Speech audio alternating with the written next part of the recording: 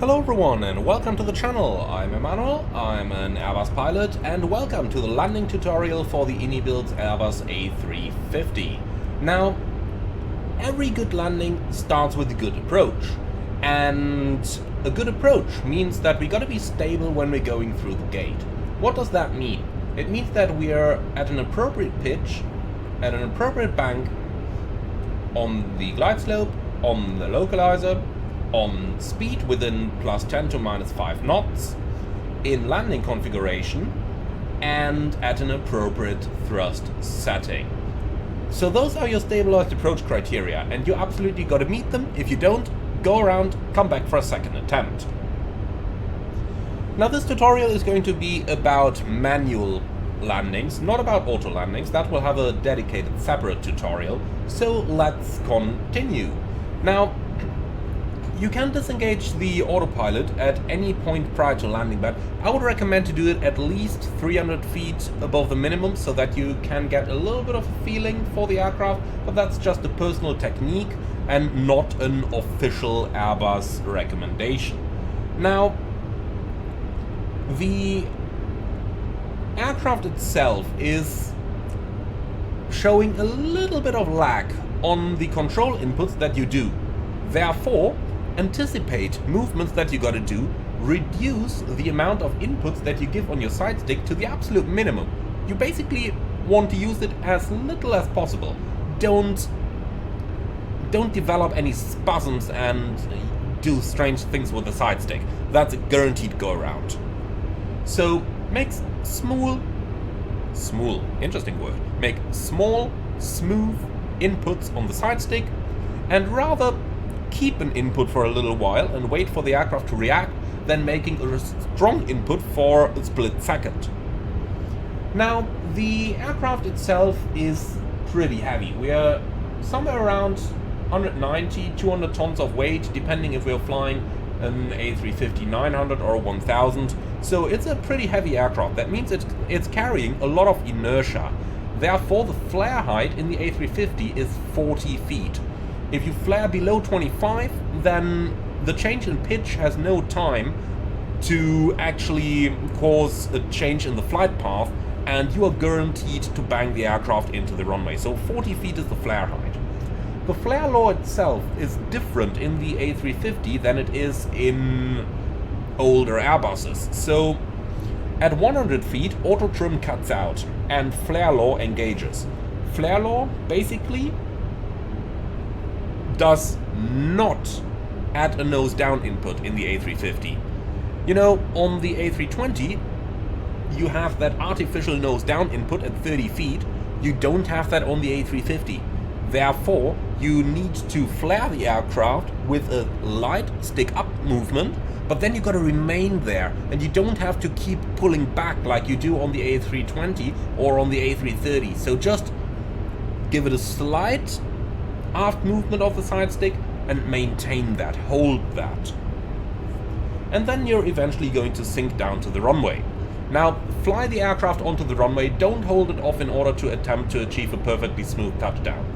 At 20 feet you are going to get the retard call out, but that is a reminder only. It is not a command. So if you're a little bit high on speed, you might go to idle thrust before that. If you're a little bit low on speed, you might want to keep the thrust on for a little bit longer. So that's really pilot judgment. The retard call out is just a reminder, so do use it at that.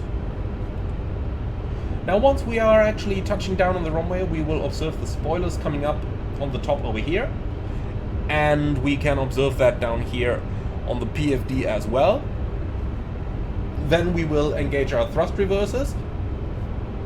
And the default is just to go in idle reverse. You can use up to maximum reverse as needed, and depending on the conditions, if you're operating in hot and high conditions, or in summer or with short turnarounds, you absolutely want to use reverse. Otherwise, idle reverse is all you need. And that will indicate by the green reverse showing over here, but we will not see the engines actually run down into the reverse thrust. Maintain the airplane on the runway, observe BTV engage, and observe that you're approaching the exit on the ANF, the airport navigation function, which is automatically going to open as we are approaching the runway. Now, at 70 knots, go back to idle reverse if you've used any more than idle. And at a normal taxi speed, interpret whatever you like, I'd say around 30 knots, you are completely going to stow the reversers, provided that stopping is assured. And that's the entire procedure. So with that out of the way, let's go ahead and fly the approach and see how much of a banger I'm going to deliver today. Now, if this one becomes a smooth landing, then I do want you to hit that subscribe button. Alright, let's disengage the autopilot here and take the aircraft over manually. It's up to you to decide if you want to keep using auto thrust or if you want to use manual thrust. Both are permissible by Airbus regulations, and it really comes down to the airline to determine what they are going to use. I'm going to keep auto thrust in for this one. If you do plan to use manual thrust, I do recommend that you do that by 1,000 feet the latest. 300. 200. So, below 200 feet, don't aim to follow the puppies too carefully anymore, just aim for the touchdown zone in order to avoid developing a large rate of descent. 50, 40, Flare, 30, idle, 20, 10, and touchdown. Okay, spoilers, reverse green, BTV. And if we zoom in a little bit on the map, then we can see that our exit is marked in blue, and that's exactly where the brake to vacate system is going to lead us. So it's not this exit, but the one thereafter. And you can see passing 70 knots, back to idle reverse, and just look at how beautifully it steers us towards this exit. Let's go over to manual thrust now. Otherwise the airplane would stop by the exit, so you've got to go to manual braking at around, I usually do it 40-50 knots to keep a nice speed, and then we can vacate the runway. In the real world we'd keep the aircraft taxiing, but in the simulation, once you are completely behind the stop line here, and that's your entire aircraft, not just the cockpit, the entire aircraft, it is a long one, then you can bring it to a stop and start working the after landing procedure. But that's going to be for a separate dedicated tutorial. So with that out of the way, thank you very much for flying along. I sure hope that you enjoyed this one. Leave your feedback in the comments underneath the video. As always, be sure to like, comment and subscribe. And if you really love what I'm doing on the channel, I would appreciate a small donation through the Buy Me a Coffee link in the video description below. Thank you for watching, and see you all again on the next one.